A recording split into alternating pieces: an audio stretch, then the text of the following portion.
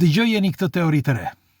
Mendohet që njeriu dikur komunikonte me telepati dhe torja e Babelit, e famshmja torja e Babelit, nuk ishte gjë tjetër veç se kontakti me një dimension tjetër, ose kontakti me yllësin, si thoshin atere, ose me Zotin. Ndiqeni këtë video sepse deri në fund, sepse është vërtet shumë kurioze kjo ide e re. Është një ide New Age, por është për ta vlerësuar mirë, sepse po ta kuptoni mirë, kush është rastësisht i bëj like faqes, kush e ka harruar, dhe faleminderit që jemi bashkë. Kohët e fundit ka disa mendime New Age që tregojnë disa teori që lidhen fort me zhvillimin që po bën njeriu. Pse e them këtë? Sepse për ata që nuk janë të informuar, New Age janë mendimet alternative ose mendimet e sotme, të reja, New Age, pra mendimet e reja. Por duke thënë me qartë janë mendime alternative, atë që bëjmë dhe ne kur diskutojmë së bashku. Sipas një teorie pra New Age, mendohet që njeriu dikur ka komunikuar me telepati dhe Zoti në një moment i shkatërroi. Tani, nëse futemi në detaj të këtij argumenti, do kuptoni se ka shumë të vërteta brenda. Teoria e re ka dalë në bazë të një psikologu që para disa kohësh ai mendonte sepse sipas gjasave, disa të rinj kanë disa vëgime, si mund të quhen kështu, me botën e përtejme. Dhe disa prej tyre thonë që e ardhmja e njeriu do të jetë tepër e zhvilluar dhe do të komunikojë me anë të telepatisë, dhe që do rikthehet në origjinën e tij. Pra, kjo fjalë që njeriu do rikthehet në origjinën e tij ka vrarë mendjen e këtij psikologu dhe të psikologëve të tjerë dhe njerëzve që studiojnë këto argumenta. Tani, ç'ndodh? Nëse e keni vënë re, pikë së pari që dua të nënvizoj, në disa shkrime tregohet për disa civilizime të humbura. Për shembull, tregohet jo vetëm në përshkrime, por edhe në artefaktet që ne kemi gjetur, ato të famshmet opart, ose objektet që nuk duhej të ekzistonin. Dhe disa prej tyre tregojnë, të këtyre ideve, tregojnë që paska qenë një civilizim i mëparshëm i quajtur Atlantidas ose Atlantideasit. Mirë po, përpara Atlantidasve gjendej një tjetër civilizim dhe bëhet fjalë Atlantidasit, të paktën kështu thuhet, kanë ekzistuar rreth 30 deri në 100.000 vite më parë. Për ata që nuk e kanë kuptuar, sepse ndonjëri mendon, se ç'a janë 100.000 vite. Ne kemi 2.000 vite dhe zihemi me njëri tjetrin që nuk dim se kush është historia jonë. 2.000 vjetë. Dhe ne zihemi mes njëri tjetrit, ai më ka vjedhur historinë, ky më ka vjedhur historinë, sepse nuk e dim historinë. Pra, ne në një kohë shumë të shkurtër, kemi 200 vite që bëm zhvillimin. Dhe shumë e shkurtër kjo.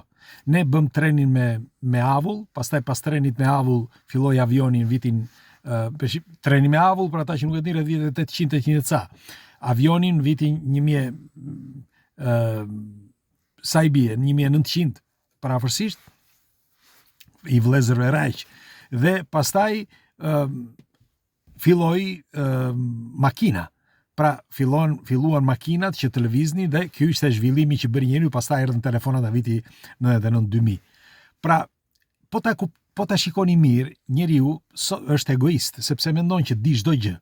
Ne në një zhvillim kaq të shkurtër, pak se 200 vjet, si ka mundësi që ne mira vite ndajtëm në errësirë? Për mua, pikë së pari, kjo është pika bazë që duhet kuptoj njeriu se diçka ka ndodhur, diçka shumë e rëndësishme, që ne nuk mund ta kuptojmë kurrë.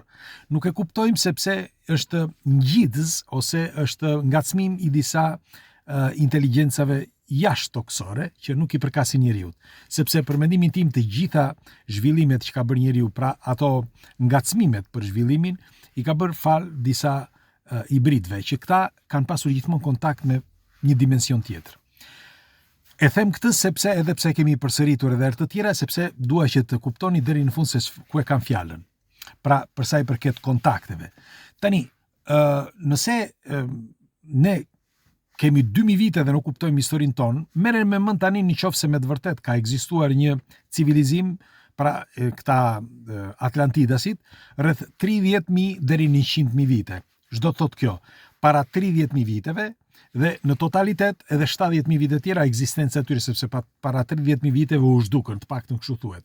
Dhe ishte përmbytja e madhe që ndodhi. Dhe përpara tyre ishte ose perandoria lemuriane. Dhe po ashtu, por ata ekzistonin rreth 200.000 vite më përpara, dhe mendohet që edhe ata ndejtën rreth 100.000 vite, pra i bie 300.000 vite në total. Dhe për ndonjërin nëse ju duket prrall, siç ju thash, ju bëni llogari 2000 vite që ne nuk kuptojmë historinë tonë dhe bëni llogari që ata jetuan rreth 70.000 vite, pra të fundit, po them për Atlantidasit, dhe 30.000 vite më parë u zhdukën. Po ashtu lemurianët, që ndejtën parafërsisht 120.000 vite dhe pastaj u zhdukën rreth 200.000 vite më parë. Pra duke filluar 300.000 vite më parë, 300 ca vite më parë, 300 ca vite më parë deri në 200.000 vite më parë. Për këto ka disa si thon qendra, disa gur, site, si thon, disa vende ku për shembull ajo në një vendbanim i lashtë, për shembull 200.000 vjeçar që gjendet në Afrikë, është gjetur edhe në Amerikën Latine. Pra ka vende ku tregohet që me të vërtet mund të ketë ekzistuar një civilizim tjetër, edhe në mënyrë shkencore kjo. Dhe po thosha, dhe ku është problemi? Problemi qëndron që sipas teorive New Age, njeriu bën një cikël që është i vazhdueshëm dhe ai merr zhvillimin, shkon deri në zhvillimin maksimal dhe vritet, auto dëmtohet, sepse pikërisht me zhvillimin e tij. E njëjta gjë që po bën njeriu për shembull me teknologjinë ose me inteligjencën artificiale. E njëjta eksaktësisht, e njëjta gjë. Dhe mendohet që ishte pikërisht ky fakti që tregojnë për Torren e Babelit.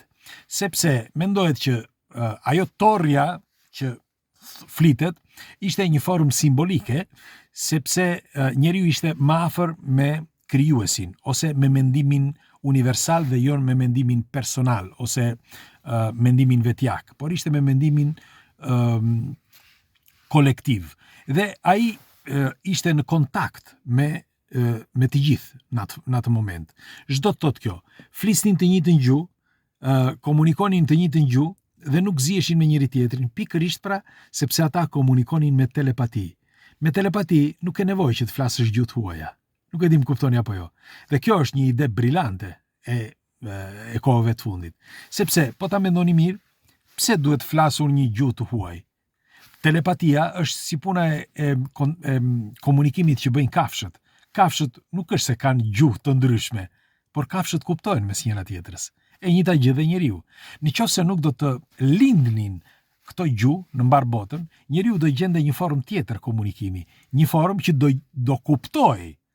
Por sot ne nuk kuptohemi me njëri tjetrin, nëse njëri flet një gjuhë dhe një flet një gjuhë tjetër. Apo jo. Pra ne kuptohemi vetëm duke mos folur të njëjtën gjuhë, sepse ne mundohemi në mënyrë psiqike, po e them, pra ne mundohemi që ta kuptojmë tjetrin me anë të vibrimeve, pra me anë të lëvizjes, me anë të mimikës, me anë të çfarë bën njeriu. Pra edhe me mendimin që ka.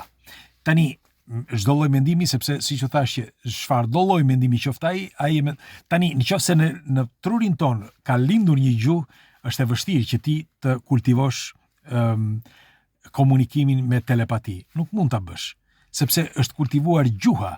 Pra vetëm brezi i 5 apo i 6 me kalimin e kohës, nëse do e mbyll gojën dhe nuk do flas më, pas 5 brezash padyshim do komunikohet me telepati dhe këtë ja u garantoj sepse e kam thënë me qindra herë edhe nëpër libra, e kam shkruar dhe është vërtet më pëlqen shumë kjo si ide, sepse unë mendoj që po, njeriu mund të ketë patur një moment të zhvillimit të tij që është zhvilluar në një status maksimal me zhvillimin e teknologjisë, po flas, por njëkohësisht edhe me mendimin, me zhvillimin psiqik. Dhe zhvillimi psiqik normalisht ka bërë që të eci me hapa gjigant dhe ai të komunikoj jo vetëm me telepati, por të kuptoj edhe mendimin e tjetrit. Dhe kjo bëri zhvillimin kolosal për mendimin tim. Dhe pastaj në një moment caktuar çdo gjë mori fund sepse u shua, pra u zhduk. Tani normal që këto janë teori, por nëse e mendoni mirë, siç u thash, për sa i përket civilizimeve, fakte ka. Për sa i përket telepatis fakte ka, pra çdo gjë që ne na rrethon është telepati për njeriu dhe ndonë se edhe në mënyrë shkencore ekziston. Pse? Sepse ne e dim shumë mirë shkencërisht që njeriu përdor vetëm 10% të kapacitetit të tij, hajde 20%, doni 30%, dakor, deri në 30%. Por pjesën tjetër nuk e përdor dhe është pikërisht ajo pjesë tjetër që është e fjetur.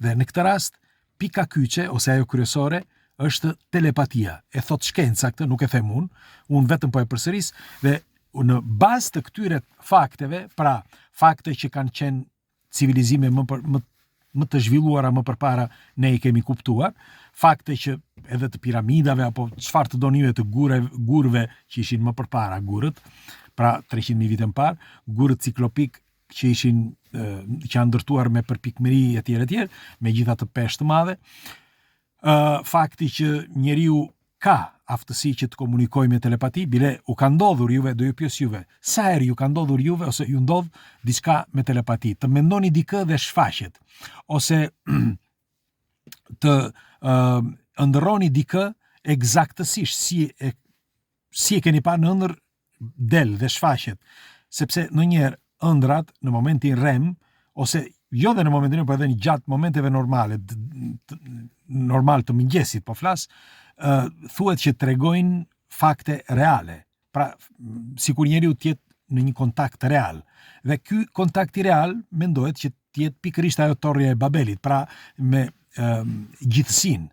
Kështu që unë mendoj që teoria e re ka mëset shumë të vërteta brenda, sepse janë fakte që njeriu ndoshta i mendon, por duke menduar që shkenca na i ka treguar si që na i kanë ngulitur në kokë, duke thënë gjithmonë të njëjtat fjalë në këtë mënyrë, ne mendojmë që nuk ekziston. Megjithatë, unë pres komentet tuaja, çfarë mendimi keni për këtë argument, ju përqafoj dhe kalofshi një ditë bukur.